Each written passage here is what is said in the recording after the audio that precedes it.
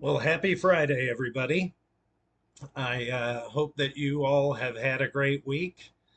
Um, Today,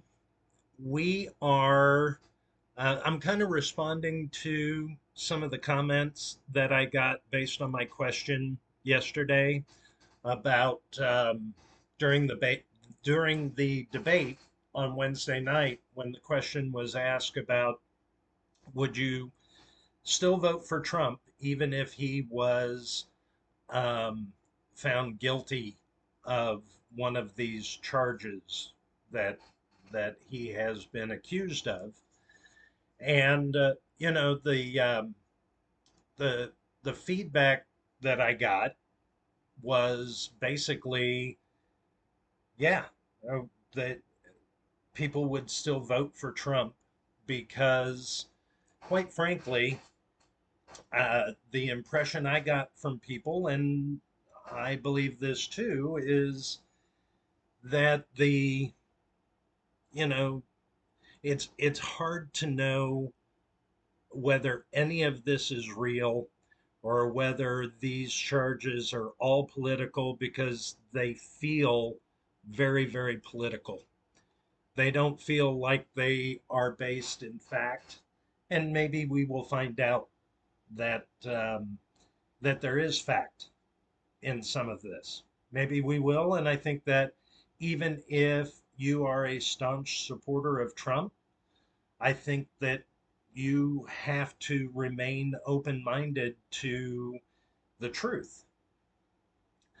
I think the biggest challenge that we have, quite frankly, on any of this particular situation or a lot of the things that we deal with in our society, and quite frankly in Washington D.C., is what is the truth. Every single day we hear rhetoric from both sides, and sometimes those arguments sound very compelling until you start looking at you know what's what are the facts around those things, and you start really questioning where it is that they get their ideas, their opinions, because the facts just don't back up the statements. um, quite frankly, Bidenomics, where are the facts that life is getting better and costs are being contained? And I don't see that.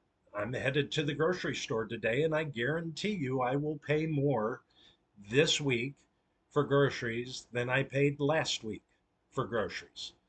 I guarantee, because I need gas for my vehicle, I will pay more for gas than I did a week ago. So you can't tell me that things are working. You can tell me that all day long, but there's no facts to back that up. And I think it comes down to something, and I am not a conspiracy theorist at all. However, I do look at, the situation that we find ourselves in with this huge, out of control bureaucracy in Washington, and it leads me to a very disturbing fact. Okay. And that is, just like any organism, um, the bureaucracy, this thing in Washington, wants to thrive, grow, um, and and feed. I mean, it's in nature. Animals want to feed, they want to prosper, they want to grow, they want to live, right?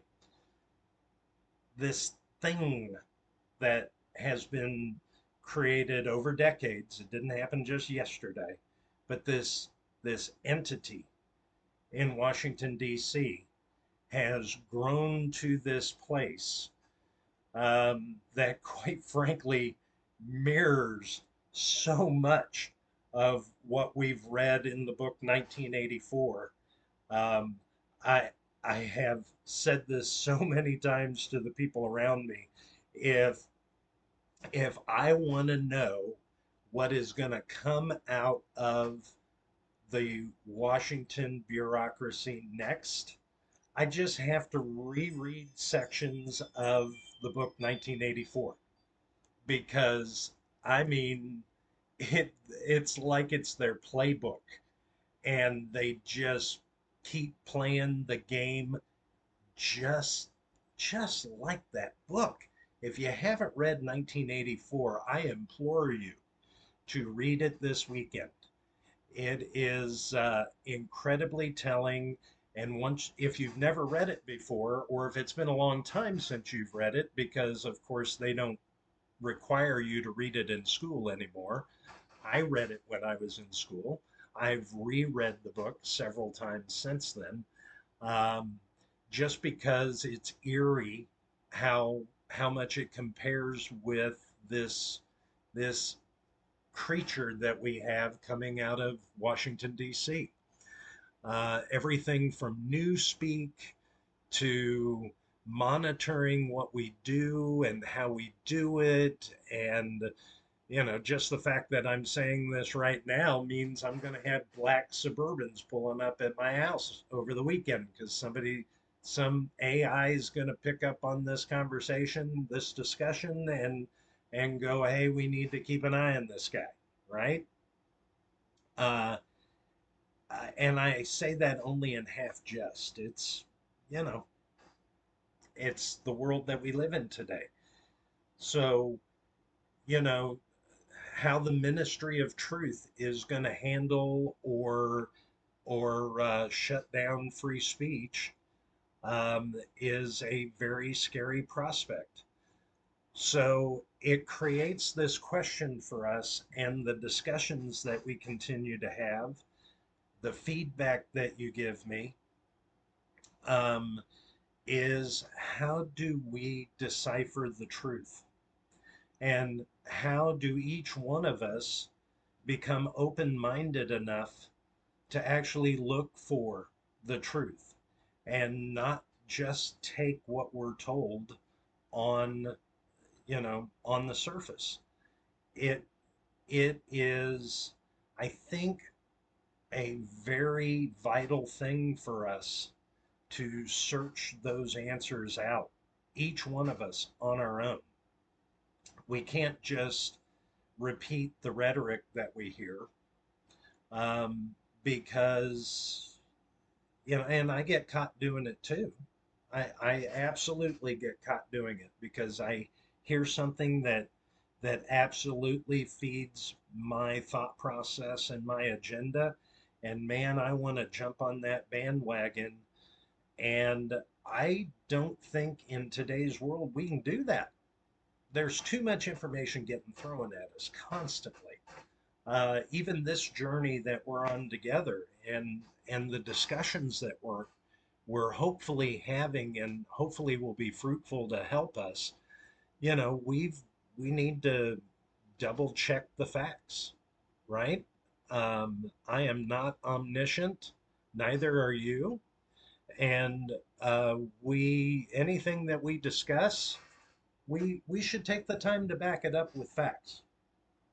Um, how all this plays back to that question about Trump, um, it's really hard.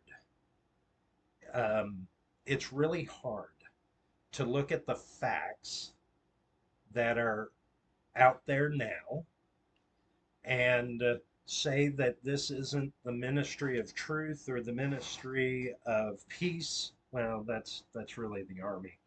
Um, but is it the ministry of truth that is trying to suppress a candidate who is from the outside? And I know he's done a term as president, but the truth is he still thinks like an outsider.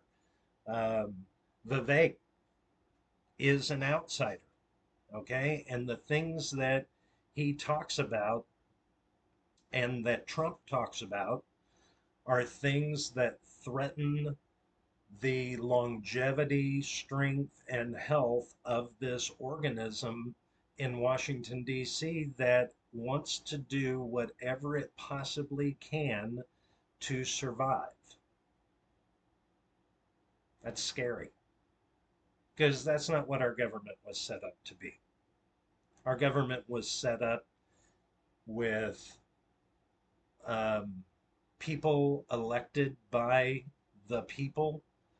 You know, this idea of volunteerism to lead the country. Um, all of this stems from this great idea, this wonderful experiment that is the United States that has allowed us to create the greatest standard of living in the world. It has allowed us to have more freedoms than most people have ever experienced in history.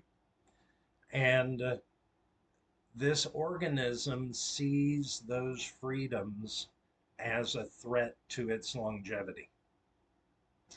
It, the organism in Washington sees the truth as being a threat. And so I think it's probably wise for us to watch how some of these candidates, and I mentioned this the other day, even RFK Jr.